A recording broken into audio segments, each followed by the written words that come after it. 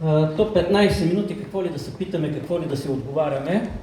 Аз действително имах въпрос към министър Теменужка Петкова, ще намеря начин, разбира се, да го изпратя.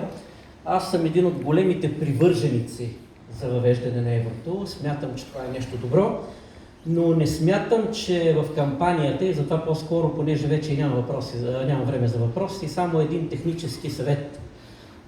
Много ви моля, вижте в следващите срещи, които правите, първият ешелон да не си тръгва веднага, а беше редно да седне ето тук на първия ред, след като приключиха, за да може всеки от желаящите да зададе своите въпроси и съответно към министрите, а не те да си тръгнат и след това да очакваме въпроси и отговори, на които всъщност те не присъстват.